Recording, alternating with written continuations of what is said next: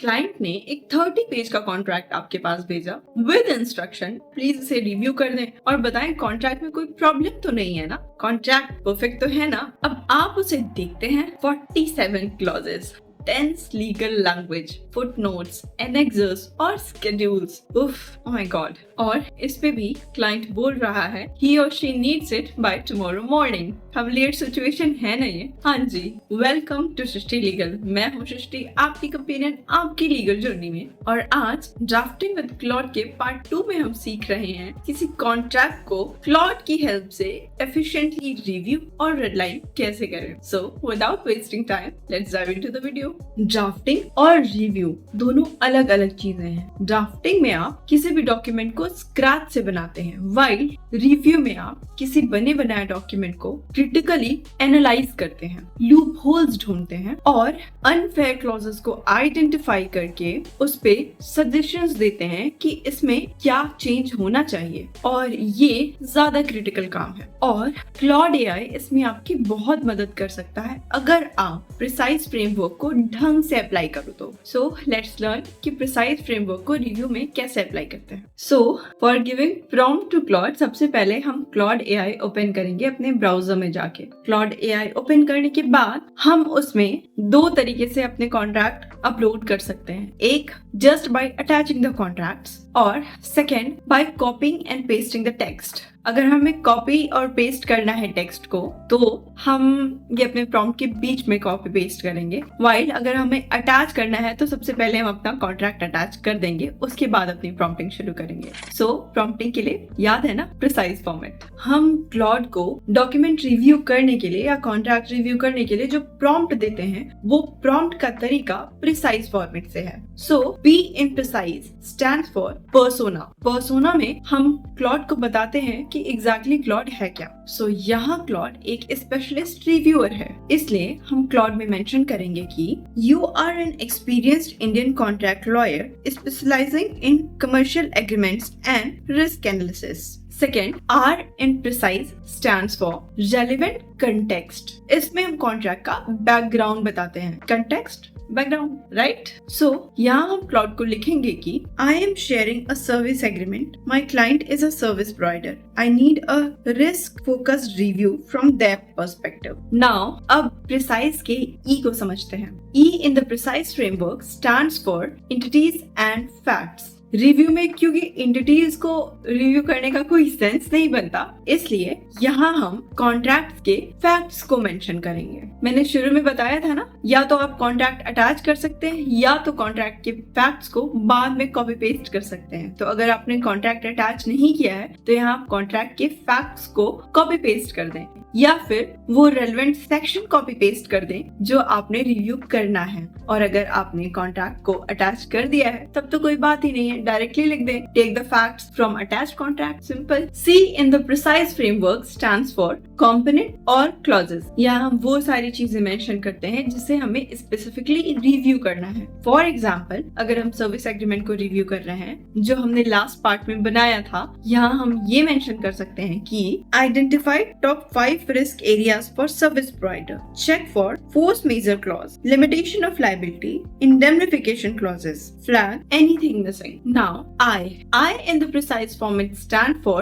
intent. यहाँ हम intent से मतलब साफ है, मतलब आपके रिव्यू करने का इंटेंशन क्या है, what is the goal of reviewing the contract. So यहाँ हम ये मेंशन कर सकते हैं कि analyse the payment term clause, is it fair, what risk does it carry for my client, suggest specific red line changes. S in the precise format stands for style and structure. इसमें हम अपना output का format demand करते हैं कि हमें क्या चाहिए, आपको हम रिव्यू करने के लिए दे रहे हैं डॉक्यूमेंट, तो हमें क्या चाहिए इन रिटर्न, रिव्यू किस फॉर्मेट में चाहिए। सो यहाँ हम ये मेंशन कर सकते हैं कि present findings as first, risk area ranked by severity, second, missing clauses, third, suggest rewrites for weak clauses, and E in the precise framework stands for evaluate and iterate, that is follow up. यहाँ हम ये mention कर सकते हैं कि rewrite the termination clause reducing notice period from 60 to 30 days, explain this clause in simple language for my client.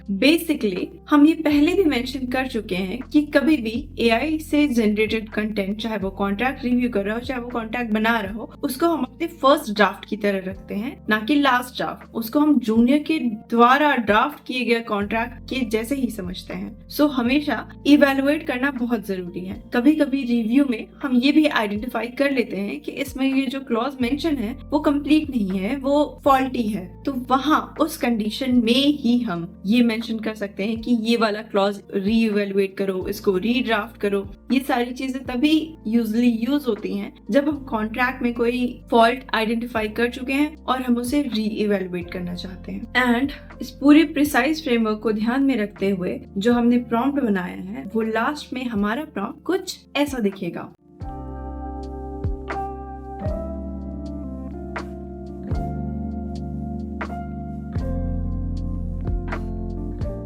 आपने ये prompt enter करना है और क्लॉड क्लियरली बता देगा कि आपके कौन कौन से क्लॉजेस प्रॉब्लमेटिक हैं, कौन कौन से क्लॉजेस में चेंज करने की जरूरत है, और अगर आपने इंस्ट्रक्ट किया है कि ये पर्टिकुलर क्लॉज चेंज होना चाहिए और किस हिसाब से होना चाहिए, तो क्लॉड आपको वो क्लॉज चेंज करके भी आउटपुट दे देगा। लेकिन क्लॉड में रेडलाइनिंग नहीं कर सकते। क्लॉड ने वो सारे फैक्ट्स बताए हैं जिसको अब आपको अपने कॉन्ट्रैक्ट में एंटर करना है, जिन सारे चेंजेस की जरूरत है। मतलब आपके दिमाग अप्लाई करने वाला काम क्लॉड ने कर दिया है। लेकिन प्रैक्टिकल रेड लाइनिंग, क्योंकि रेड लाइनिंग में ये चीज मेंशन होती है कि ये चीज हम कट कर रहे हैं, इसकी जगह हम ये लिख रहे हैं, तो ये चीज या तो आपके MS वर्ड में हो सकती है या तो आपके गूगल डॉक्स में हो सकती है। क्लॉड में डायरेक्ट रेड लाइनिंग नहीं होती। क्लॉड सिर्फ आपको क्या क्या फैक्ट्स में चेंजेस करने हैं, क्या क्या अप्रोप्रिएट क्लॉजेस होंगे, क्या अप्रोप्रिएट सेंटेंस होगा, क्या चेंज होनी चाहिए, वो सारी चीजें बताता है। अब आपका इंटेलेक्चुअल पार्ट कंप्लीट हो चुका है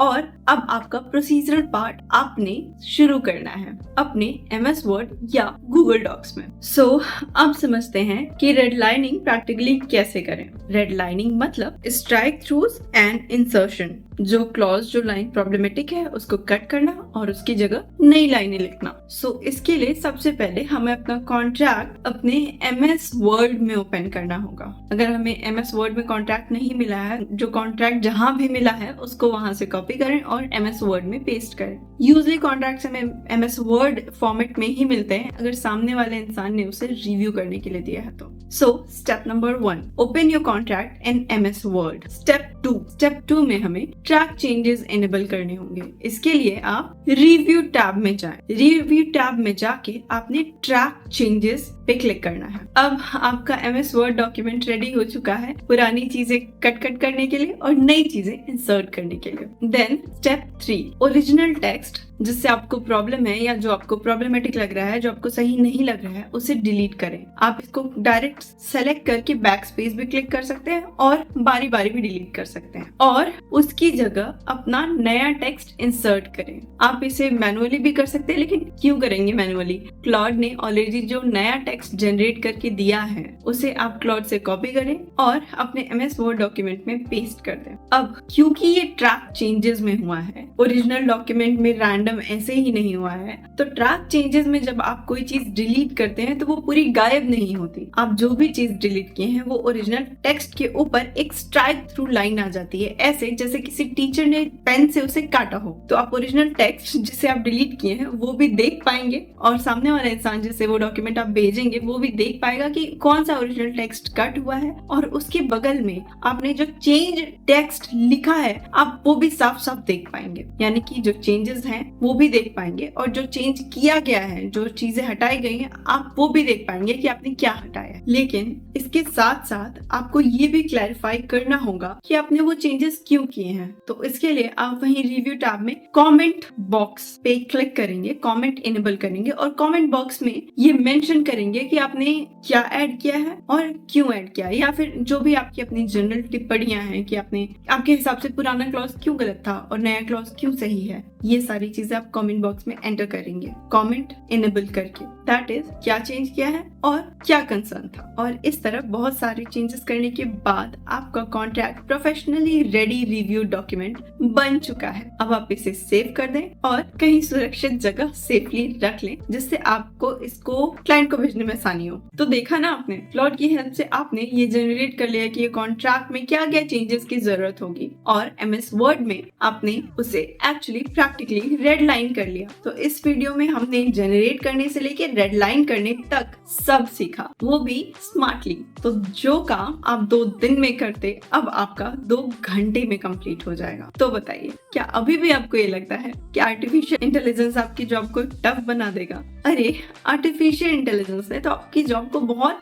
इजी कर दिया और एफिशिएंट भी। तो आज हमने देखा कि प्रिसाइज फॉर्मेट से कैसे हम step by step, section by section, focused prompt के साथ रिस्क आइडेंटिफाई करके किसी बड़े से डॉक्यूमेंट को रिव्यू कैसे कर सकते हैं। अगर आज की वीडियो आपको पसंद आई हो और इससे आपको हेल्प मिली हो तो इस वीडियो को लाइक करें, शेयर करें और हमारे चैनल को सब्सक्राइब भी करें, क्योंकि इससे मुझे वीडियो बनाने में मोटिवेशन मिलती है। बहुत ऑब्वियस सी बात है, एप्रिसिएशन से सबको मोटिवेशन मिलती है। और जाते जाते आप हमें कमेंट बॉक्स में ये जरूर बताते जाएं कि आपको किस टाइप के कॉन्ट्रैक्ट्स बनाने में सबसे ज्यादा टाइम लगता है। अगर आपको ड्राफ्टिंग विद क्लाउड का पार्ट 3 चाहिए तो आप कमेंट बॉक्स में पार्ट 3 भी कमेंट कर दें। और पार्ट 3 में हम ये सीखेंगे कि लीगल नोटिस और डिमांड लेटर्स क्लाउड से कैसे ड्राफ्ट करते हैं। ठीक है, फिर मिलते हैं नेक्स्ट वीडियो के साथ। तब तक अपना ख्याल रखिए एंड कीप लर्निंग।